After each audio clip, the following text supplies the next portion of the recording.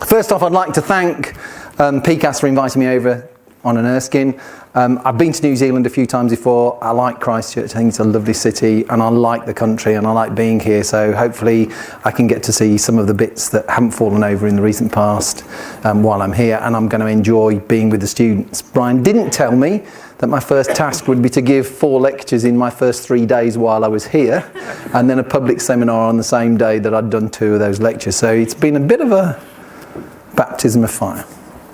So my talk tonight is going to be about life in Antarctic extremes. But before I go there, I'd like you to take out your little proctology bags and put a small coin in the bag. So each of you please put a small coin in the bag, and don't put your bags in your pockets. And if you've not got a small coin, the guy next to you probably has, and they can probably give you one. Okay? I would have put one in for you already, but I haven't had time to go to the bank and get 100 small coins, so you're going to have to help me with this. Okay? Don't put the bag in your pockets, don't put it under your arms, just keep it hanging loose or on the floor or somewhere easy at hand, and we'll come back to the little bag later on in the talk. Are we all sitting comfortably? Excellent. Then I'll begin. So my talk tonight is going to be about Antarctic extremes. I'm going to talk to you about what an extreme environment is, and then I'm going to talk about how we, as a species, as humans, deal with those extreme conditions. How do we cope with it? What do we do so that we can A, survive, and B, function in that environment? And then I'm going to talk to you about how the animals that live in that environment do the same sorts of things. So, to start with, this is the view from my office in the Antarctic. And this is me on the left. I'm a scuba diver. I like scuba diving in the Antarctic. I did my 800th dive in the Antarctic this year, and it was fantastic. And the bay where we go freezes solid in the wintertime. There's open water in the summertime, and these are the most difficult diving conditions. And I know that at least some people in the audience have experienced these diving conditions themselves and will attest that when you've got pieces of ice the size of a truck or a small house bouncing around on the seabed next to you, it is one of the more technically difficult diving conditions to go in. So, that's what it's like from my window. So, what do we know about the Antarctic? Well, there are things that we all know about the Antarctic. It is cold. It's very cold. There are temperatures in an area about the size of France that go below -70 every year. And -70 is 3 times colder than your freezer at home. The coldest temperature on Earth was in the Antarctic, below -80. And the whole continent is about twice the size of Australia. So it's a big place. And it sits over the pole.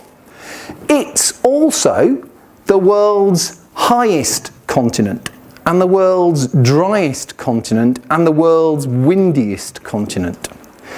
And those 3 factors are linked. And they're linked by the fact that the east side of the Antarctic, which is about the size of Europe, a bit bigger than Europe, is covered in ice, a block of ice that is on average 2 miles thick. So a good runner running up the distance would take 10 minutes to run the thickness of the ice on top of the Antarctic. And that accounts for 90% of the world's ice. So you had all the ice in the Arctic on top of mountains, 9/10 of the world's ice is here. But for me, even more surprising, 3/4 of the world's fresh water is here. So if you add up all the water in the Great Lakes, the rivers that you know, ice around the world, then only 1/4 of the world's water is there. 3/4 sits in ice on top of the Antarctic, which is why a few people are slightly concerned in case it melts, because that could have very big consequences for the rest of the planet. Fortunately, that's not likely to happen in the next few 100 to 1,000 years on the East Antarctic, but the smaller bits, we don't know, and they could affect things like sea level. So, it's cold, and it's high because of this big block of ice. That block of ice means the altitude is 10,000 feet or more on average everywhere. And because it's cold, cold air falls on the middle of the continent, and because it slopes out towards the edge, you get what are called katabatic winds. And these are winds that flow over the surface of the land, and as they go downhill, they get faster and faster and faster. So you've got places around the continental margin with average wind speeds around 50 kilometres an hour throughout the year, average wind speeds. And 10, 15 storms a year with over 120 kilometre an hour winds, big storms regularly. And it's because it's cold and there's lots of ice. When you get ice on a piece of land, it spreads. And like the icing on a cake, it cracks. And one of the things I always find difficult to cope with in the Antarctic when I go there is the scale. So this is a glacier, and it's spreading, and the cracks go across the line of spreading. So these cracks this way show that it's spreading across the screen. And the cracks the other way show it's spreading up and down the screen. So this is spreading in two directions, and it's cracked in two directions. And as I said, I always find scale difficult to portray to people. But these cracks, you can fly an aeroplane in. So if you think about how big this glacier is, that you can fly an aeroplane up these bigger cracks. And I've been in a plane where a pilot's done that, and really, let me assure you, that's not the most comfortable of experiences. So, it's big. It's much bigger than most people realise. And because it's white, it has a massive effect on the climate, because that white reflects sunlight. And the sheer scale of the place has a massive effect on the planet. Most people don't know this. It's the most isolated continent. So its average distance to the next continent is greater than any other continent on Earth. And these lighter blue bits here are the continental shelf. And that's where most things live around a continent, on the continental shelf. But the Antarctic is the only continent that has no link of continental shelf to other continents. So it's the only place where animals and plants living on this continental shelf can't walk across to another continent. So it is the only continent that is isolated from every other continent by its continental shelf, and things living on that continental shelf can't migrate in and out in the way they can do with other continents. It's even more isolated because it's surrounded by the Southern Ocean, and the Southern Ocean circulates around the continent. We got any sailors in the audience? God, New Zealand and no sailors. I don't believe that. Okay. Right, fetch. Tell me about fetch. What is fetch? It's when you throw a stick for your dog and he brings it back. No, for a sailor it's something else. Yeah?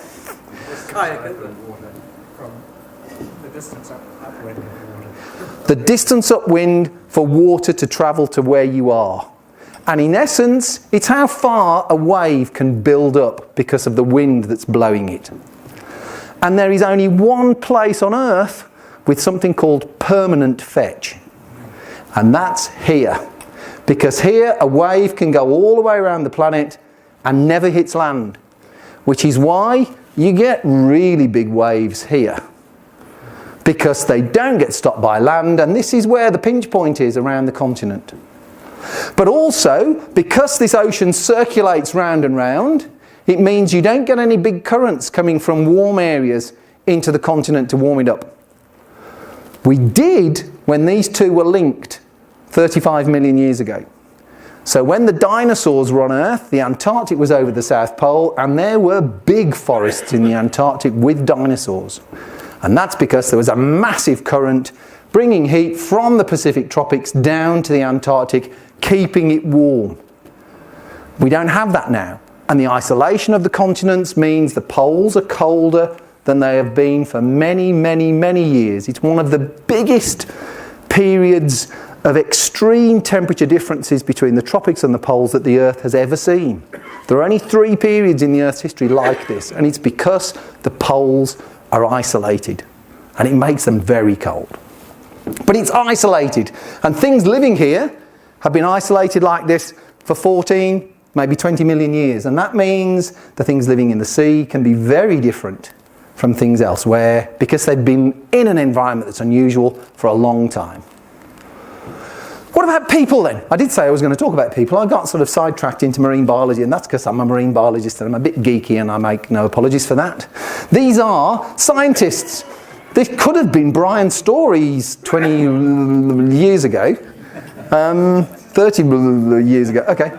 And these guys are out on the ice. So these guys are at 10,000 feet maybe, and they're going to work on these rocks in the mountains. So these are big mountains. We're starting at 10,000 feet. They're living in tents, they're driving around on skidoos, very much like New Zealand parties would. And it looks, well, actually quite nice. It's not so good when the wind blows. So when the wind blows, you can't do very much. You can't really get about and collect your rocks or do your measurements on the ice, so you have to be a little bit careful. And then when the snow blows and there's a blizzard and the wind blows, it's actually quite dangerous, because you can be 2 meters from your tent and you can't see that tent. So you have to have ways of making sure that you don't just wander off in the wrong direction, because it's quite dangerous in those conditions. Okay, it's pretty when the southern lights are there and the tents are up and it's, yeah. So inside your tent, the standard A-frame tent, the standard 4-way tent, is about 8-9 feet square. And people on field parties, when the wind blows, they're living in this tent in a square, roughly 8 feet by 8 feet. And these guys, actually, you know these guys, don't you? I'm not going to tell you their nicknames. I think Neil here was station commander when these guys were on station in Sydney. And this shows you that you've got everything in the tent to cook. You've got boxes with radios in, and they're sitting on sheepskins, and they've got lots of insulation underneath, so they're actually quite warm, they're quite cosy. But guys spend reasonably long periods of time when the wind blows and there are blizzards. People have spent up to 49 days inside their tent when there's a blizzard. They do everything in the tent. They do everything in the tent.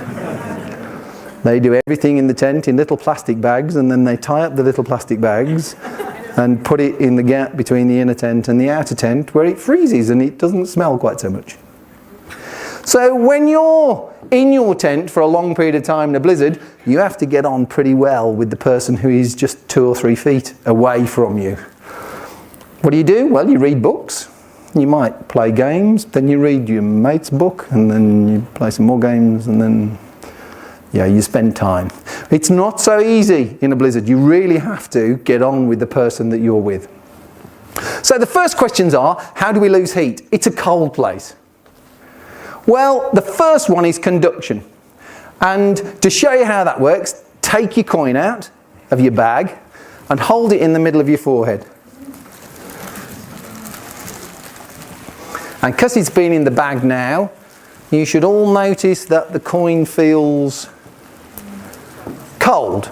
Okay, everybody getting this? Is there anybody who is cold-blooded and not feeling that the penny or whatever you've got is cold? You're all getting a cold penny, yeah?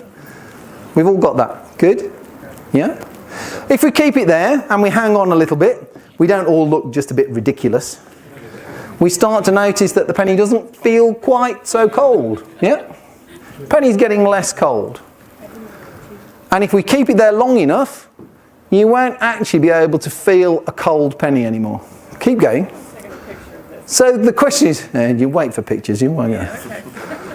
So why is that? Why does it feel cold to start with, and why do we not feel it cold now? Well, the answer is that the penny is cold and your forehead's warm, and there's energy in the vibration of molecules, and that's what heat is, that's what temperature is. There's a thermal gradient, basic physics, and the energy flows down that gradient. So the molecules that are fast in your head are passing on the energy. Don't put your glove on yet. I mean, there are some people into rubber, but there's no need to put the glove on yet. So the molecules are bouncing into each other, they're passing energy to each other to the colder bit in the coin. And what your nerve endings do is they detect the energy. They don't measure temperature. So your forehead and your hand can't tell what the temperature is. It can just tell that there's energy moving from one place to another place. So when there's no temperature difference, there's no energy flowing, and if you've still got the coin there, it's hard to tell you've actually got a coin on your head because the temperatures are almost the same. Yeah? We getting that with people? Yeah? And that's because there's no energy flow. So nerves that detect temperature don't detect temperature. They're detecting energy movement across your skin. A little bit of physiology. Okay? You can take your pennies back now. So that's how we lose heat by conduction. It's energy transfer from the hot side to the cold side. The next way we can lose heat is by convection. Most of us have got convection heaters in our houses. The houses are not necessarily that well insulated, but we have convection heaters in them. Here's a Schlieren photograph showing this lady losing heat by convection. Hot air is coming off her body up into the atmosphere. But that can lead to a problem called wind chill. Antarctica has the lowest temperatures on the planet, but something happens down here that makes the cold much worse.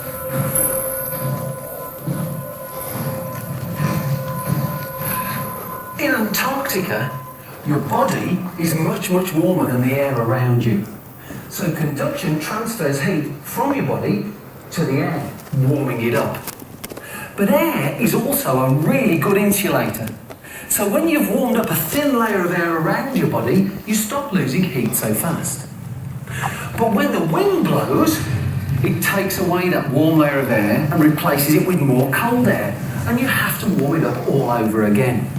And when the wind blows constantly, you're constantly warming up more and more cold air, and your body gets very cold. This is the wind chill factor. So wind chill can be a real problem. And the Antarctic is the windiest place on Earth. So it's a problem when you're in the Antarctic. There's a great demonstration of this in the Antarctic Centre that these guys can show you about if you go there. So another way we lose heat is by evaporation. And this is the time to open your little plastic bags. Take out the glove and put it on one of your hands. And when you've done that, wave your hand around in the air. Concentrate on how your hand starts to feel when it's been in the glove for a while. Not how we all look. Okay? How's the hand feel? Keep feeling your hand. Concentrate on the hand. We can get there. It's one of these emotional experiences. Oh, excellent. For some people it has different connotations to others. Some of the guys down here are all wincing a little bit. So how does it feel? A hand in the glove. It's getting warm. Okay. Is the glove insulated? Keep it on. There's no insulation. There's very little insulation in this glove. But your hand is getting warm. Okay, so why is the hand getting warm? Question number one.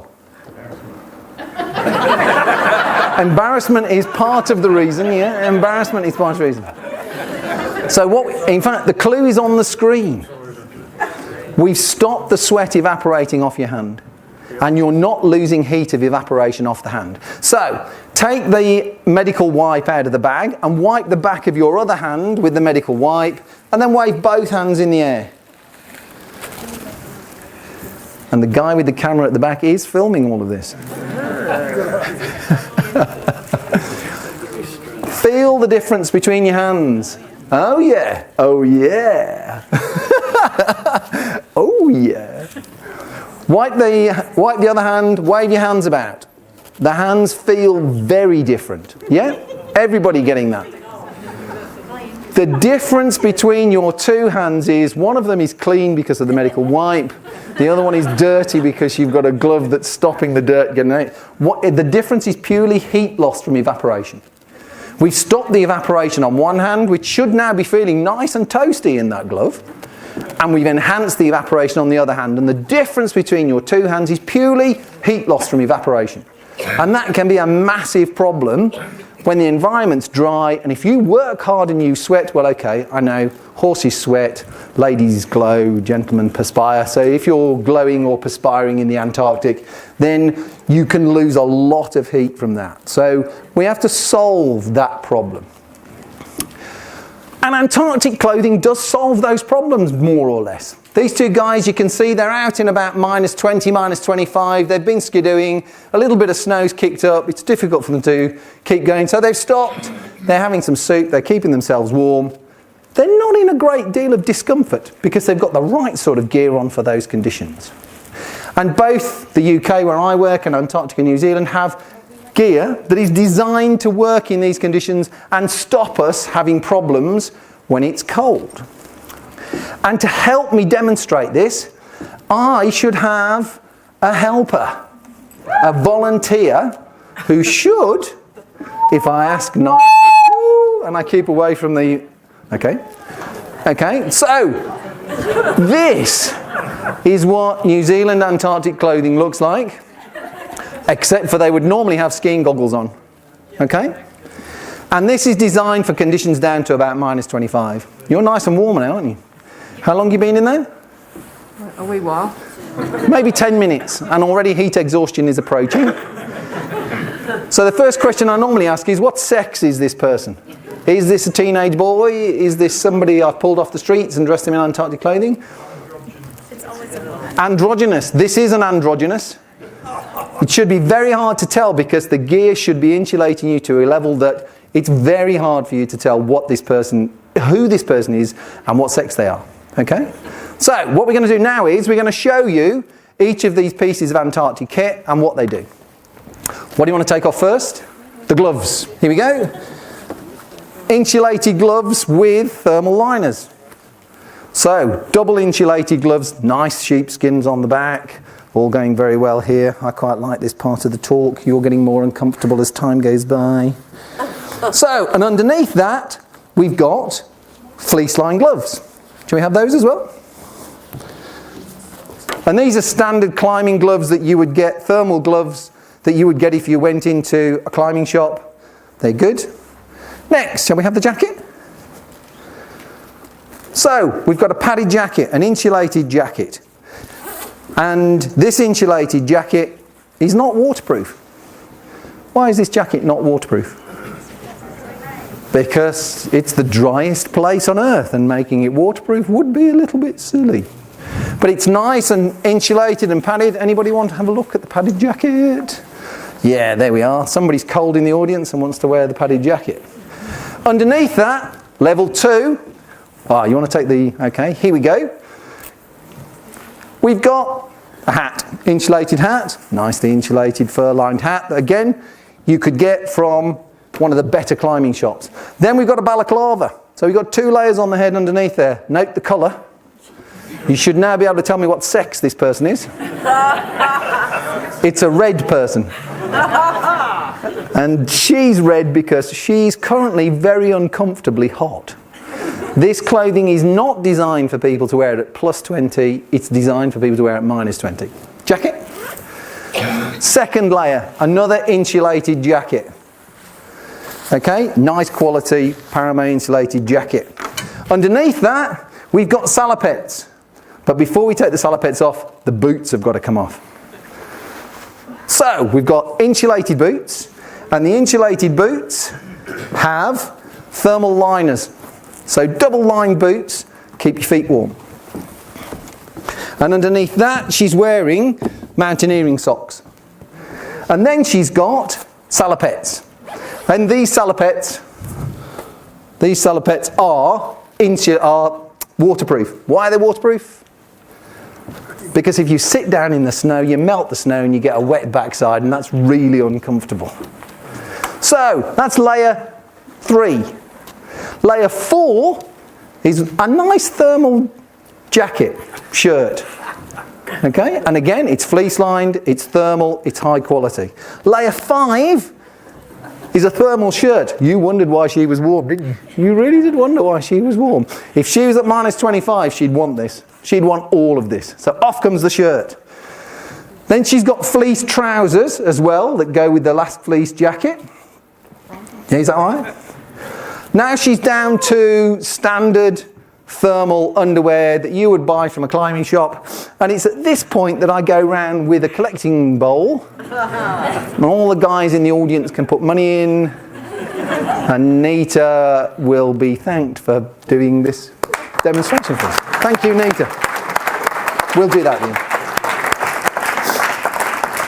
So we have 7 layers in our clothing to allow us to cope with those conditions. And those are breathable to allow perspiration to get out, but not fast enough so that we could get wind chill.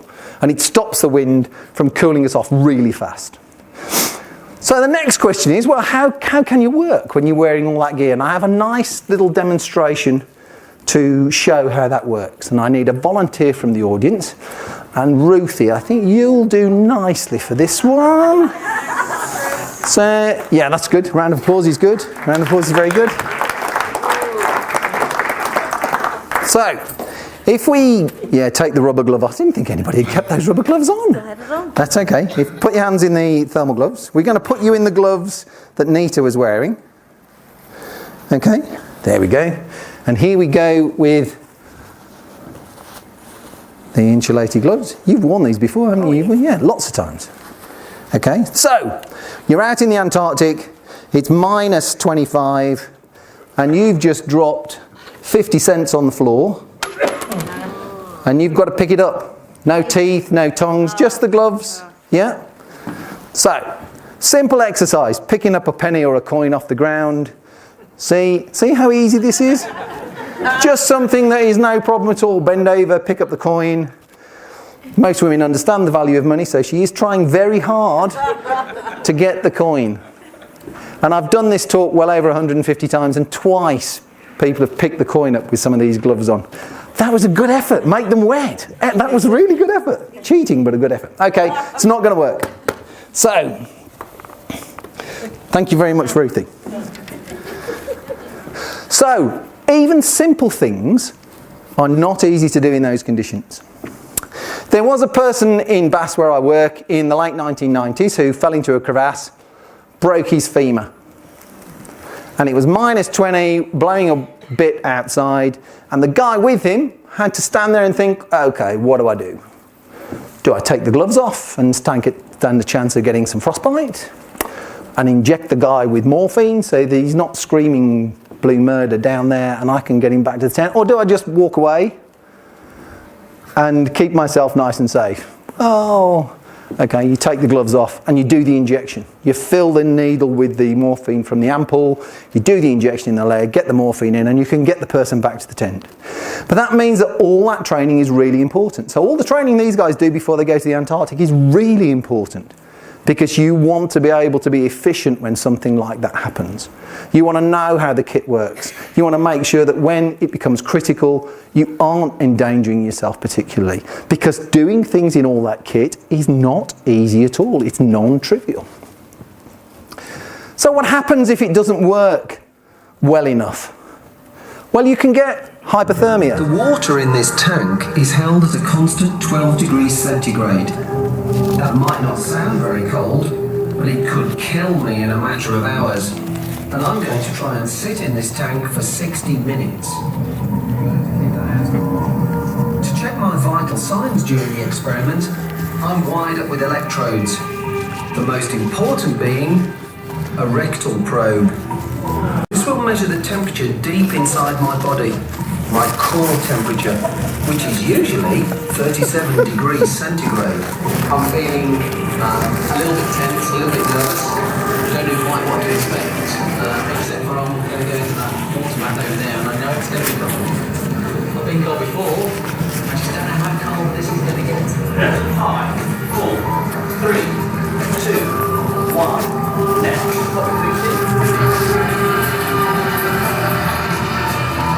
I might not be showing it, but this water is very, very cold. A real shock to the system. The first couple of minutes are the worst. The reason we've got Lloyd in the water is because you cool very much more quickly in water than you do in air. So it means we can demonstrate all the things that happen to the body with cooling in a shorter period of time. You cool about 3 or 4 times faster in water than you do in air at the same temperature.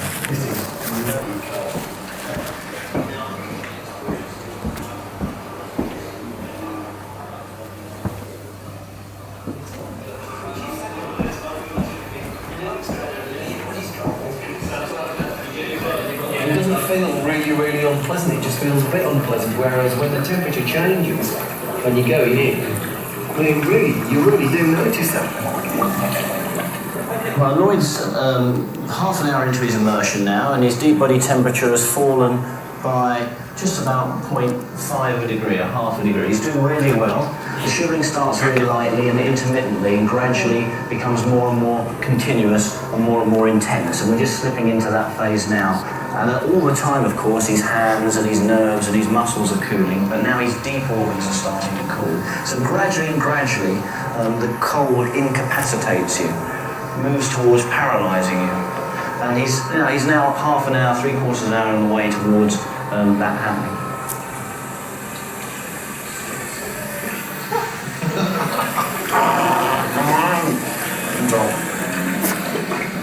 I don't just feel cold. Okay, we're going to go through one more set of tests, Lloyd. My ability to do even the most simple tasks has been severely impaired. Compared to before the experiment, my grip strength has roughly halved after 50 minutes in the tank, and my manual dexterity has become almost non-existent. So now we can see that Lloyd's hands are like claws. You know, it's really difficult now to oppose finger and thumb and to move the fingers independently. So it's a really difficult task at this stage. If you're trying to undo something or you're trying to tear something apart, he's lost grip strength and he's lost manual dexterity. Very, very important for survival actions in a cold environment. Before the experiment, this test took only 19 seconds. Now it takes over 3 times as long. Done. 70 seconds. So, okay, that's it. That's the 1 hour up. I'm going to slowly now get you up, move you over into warm water. After 1 hour, I'm a shivering wreck. With my loss of strength and manual dexterity, I am rapidly approaching the point where I would not be able to rescue myself. All because my core temperature has dropped just 1 degree. On the ECG, and going straight down. But fortunately, I don't have to endure any more cold. Now I get to recover in a nice warm bath. Well, I felt cold when the ventilators went in. But it felt really hot. Now, we saw your rectal temperature in this experiment fall from 37.05 down to 35.7. Now, if that had continued to fall at around about 33 degrees Celsius, you'd have just got slower and slower and then slipped into unconsciousness. Around about 30, you can start to get spontaneous problems with your heart, and death normally intervenes at around about 25 degrees Celsius. So while they're doing those trials, they have a doctor with a defib kit standing in front of you, in front of that tank. And that's probably the most unnerving part of the whole thing. So what you saw there was the cause of a 1 degree, 1.3 degree drop in my core temperature, only a degree. And it affects your thinking capacity, it affects your computational capacity in your brain, it affects how you move about. And it's noticeable that when you start to get a bit hypothermic, you become clumsy. So if you know people in the wintertime here and they're a bit clumsy and they're not quite making sense, it might not be that they've gone a bit gaga. It might be that they've got a small dose of hypothermia, because hypothermia can build up over a long period of time, several days. And it's something that we underestimate in the wintertime where we live. And it's something we should think about more, because it can be mildly incapacitating to extremely incapacitating. A doctor on station with me in Rotherham 8 years ago said to me after the season that he hadn't seen any hypothermia or frostbite in the Antarctic while he'd been there, because when you look out of the windows and you see a glacier, you put all the right clothes on. But he'd been in A&E the previous year in Sunderland in the UK, and he'd seen hypothermia every Sunday morning in February. Because people go out wearing very few clothes, get drunk, fall over in the gutter. In the morning, they're hypothermic. So he sees that much more, where people ignore the consequences. But if it's there and it's obvious, you take a bit more care. So what other problems are there? Well, there's frostbite. And those of you with a squeamish disposition should not look. This is frostbite. This guy's been climbing and he hasn't taken enough care of fingers and toes. Those fingers and toes are now dead. These tissues that are yellow are gone. He won't get those back ever. what's going to happen there is they're going to have to be taken off. If you don't look after them properly when they get here, they start to go really unpleasant. And this is dangerous because the blood supply through to the rotting tissues is very close. And it's easy to get blood poisoning from this. So you should be really serious before it gets to this type of condition. So that's humans and how we deal mostly with those conditions. But there's lots of animals that live in the Antarctic, that live there and cope with those conditions throughout their lives, some of them. But certainly for long periods of the Antarctic season, there are warm-blooded animals like us that live there. Penguins, and I normally have some penguin feathers to show people here and show how they work. Because in the UK I've got some that I can show audiences, but the authorities here are a bit serious and they won't let me show you any. But you can find out about these again from the Antarctic Centre. Penguins have a feather density that is 1.5 to 2 times more than normal birds. So they've got more than 30 feathers per square inch on their bodies. And their feathers are short and with little hooks on, so they hook together.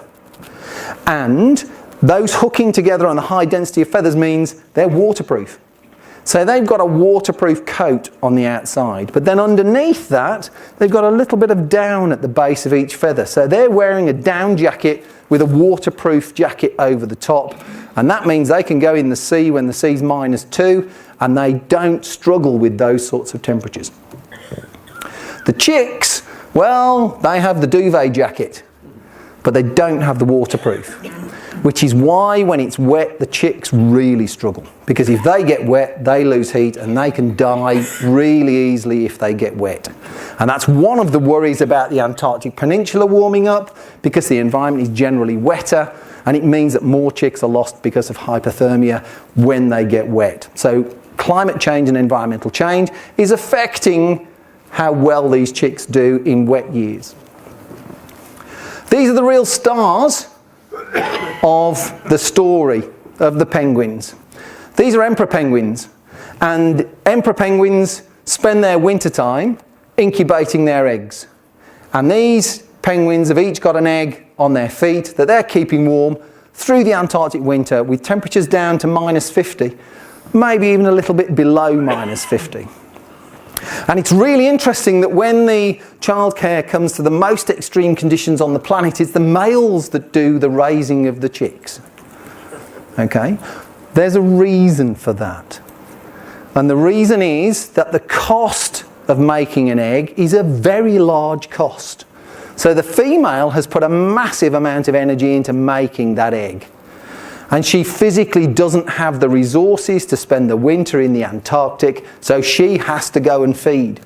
Whereas the male hasn't put all that energy into the egg, and he puts into the process by looking after the eggs and incubating them over winter. It's a cost resource problem.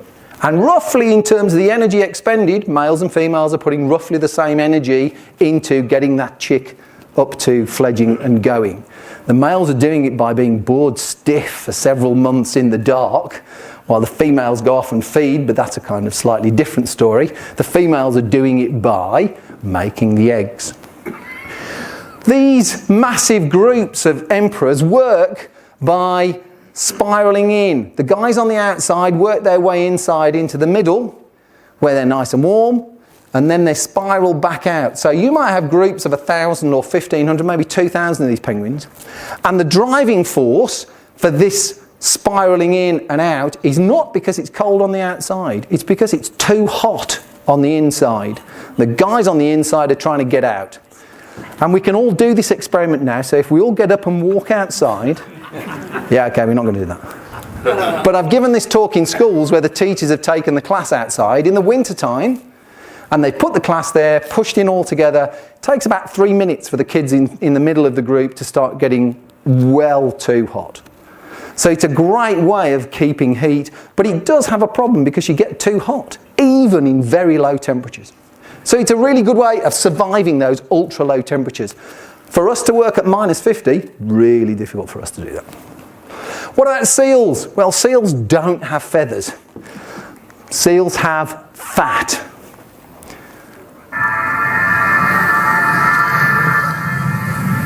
You know, some of the fattest creatures on Earth live in the coldest seas on the planet around Antarctica.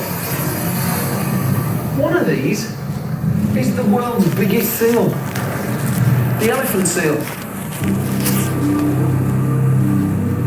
These guys are absolutely massive. Bulls like this one weigh in at over 3.5 tons. They're built like this not just for insulation, but because they need to fight.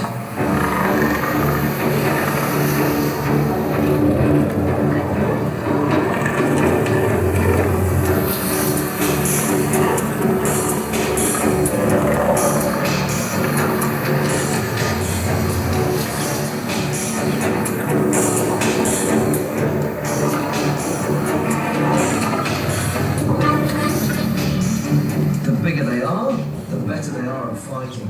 And the better they are at fighting, the bigger are the females they can defend. And the more pups they have each year. This group of seals have swapped the ice cliffs of Antarctica for a sunny beach in the Falkland Islands so they can come ashore to breed. So, Buzz here has managed to get himself a harem of about 20 females. He's fought himself to the top of the pile so he can breed. His harem's not a very big one. They get up to about 125.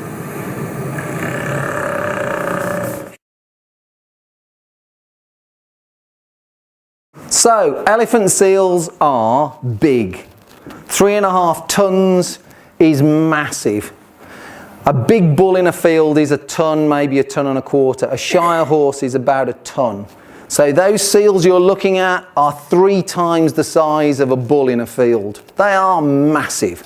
And when they fight, their noses reach 12, maybe 13 feet in the air. So you're talking close to the ceiling in this room where I'm standing. They are huge creatures. The males are big, not because they have to keep warm. They're big because they fight. And the bigger the male, the better he is at fighting, and the more he can beat off the opposition. These two guys are fighting for a piece of beach where the females come to breed, and the big guy is fending off the next guy. You can see out in the sea, the next guy in line is waiting to come and have a go.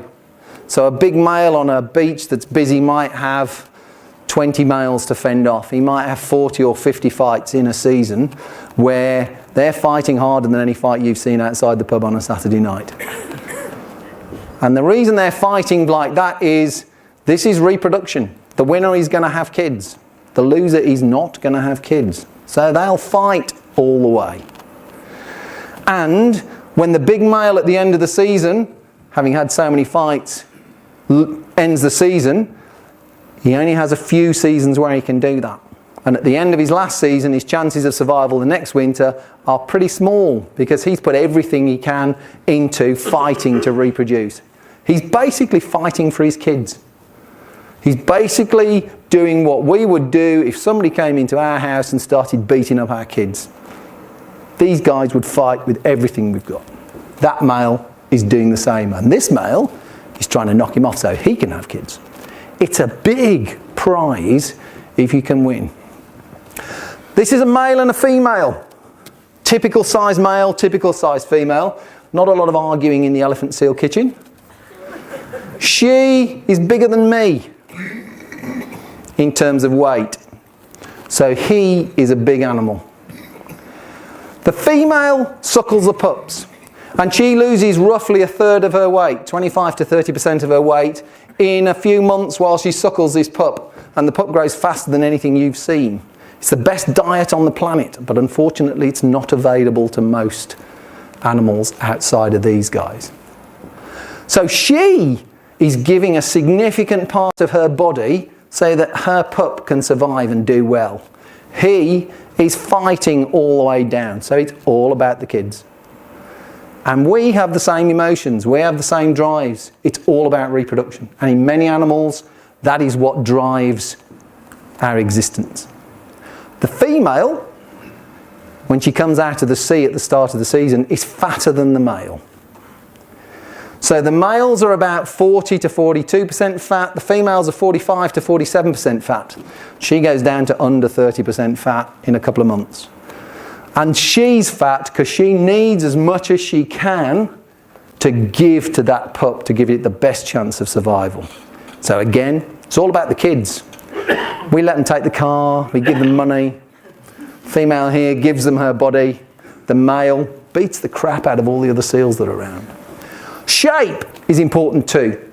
You don't see things with long limbs, you don't see things with big flaps in the Antarctic because they're trying not to lose heat. Everything is almost spherical, it's circular, with things held in close to the side of the body to reduce the area to lose heat. The elephant seals are almost tubes of lard when they're in the sea. Nice nose. So, Antarctica is the coldest, highest, driest, windiest continent. It's 99% ice covered. There are animals that live on that continent all their lives. And probably the biggest of those is the springtail. These guys are 35 feet long and they live on scientists during the Antarctic summer to give them the resources. Yeah, okay. The big ones are about 2 millimeters long. But they live their whole lives. They reproduce and do everything in the Antarctic. And mites are there too. Some of those are herbivores like the springtails, eating algae, eating mosses, and some of them are predators. So we have a proper little ecosystem with animals eating the plants and then animals eating the animals and then dying or defecating, producing the nutrients for the plants. And we have a proper cycle in the ecosystem living on those little mountain tops that poke through the 2 miles of ice. And these guys have a real barrage of antifreezes. They can live down to minus 35 degrees, twice as cold as your deep freeze. They have lots of antifreeze. And some of them can let the water in their bodies freeze while keeping their cells liquid by using things like cryoprotectants, things like glycol protectants. So they can survive massively low temperatures. I'm a marine biologist, so actually none of the stuff we've been talking about so far is really interesting. It's all about things that live in the sea. And I've got a couple of examples of things that live in the sea, and some of them grow big. And if you walk around your gardens, you'll see things like this. So you've got woodlice in your gardens, and you've got slaters on the coasts of the seas around here, and this is a relative of a slater. This is a giant isopod from the Antarctic. And the ones in the Antarctic go twice this size. They grow to 13 centimetres long. Okay? And they're one of the big scavenging groups in the Antarctic. They pick off food on the seabed that's died and decaying. But the real heroes of this story are another group. If you've walked around the beaches in New Zealand, you'll have seen animals like this. Okay? This is quite a big one. Okay? They're cryptic. They're not that easy to see. This is a sea spider. Okay? And it's one of the UK's bigger ones. It's the 3rd or 4th biggest one in the UK. It's typical for temperate region sea spiders. You've got them around the coast here that look like this. You look in the rock pools, you'll see these if you can pick them out from amongst the weeds and amongst the coralline algae. Those of you who've been following my story so far will realise that the sea spiders in the Antarctic are somewhat different from that one. This is not anywhere near the biggest sea spider in the Antarctic. The biggest Antarctic sea spider is 53 centimetres from leg tip to leg tip, which is twice the diameter of this guy. And they're between 3,000 and 5,000 times heavier than the biggest sea spiders that we get in the temperate zones. And the reason they can get like that is because it's cold. And because these animals are cold-blooded, their bodies are really cold. And that means their metabolic rates are very slow. And the cost of keeping a piece of body tissue alive is much smaller than in warmer water. It's 20 to 30 times less than a similar animal in the tropics. And that means you can grow a lot more body and keep it going. So some animals in the sea grow really big. So what I've done now is I've given you a few slides of the environment to show you what it's like. This is pancake ice. And that's because it looks like pancakes. And this is, when the sea starts to freeze, it looks greasy. And what we've got here is grease ice in between the pancakes. So you've got pancakes in Greece here from the Antarctic. We've got some glorious views off to the coast. Yeah, okay, I had to put some pretty pictures in for the audience who like to see things with nice eyes and fur and, yeah, nice Weddell seal pictures. Nice Weddell seal pictures. Great auroras in the Antarctic. It's a great place to go to see the auroras. Great sunsets. Great auroras and sunsets. Let's hope the sun doesn't go down on Antarctic animals in the near future. Thank you very much for listening.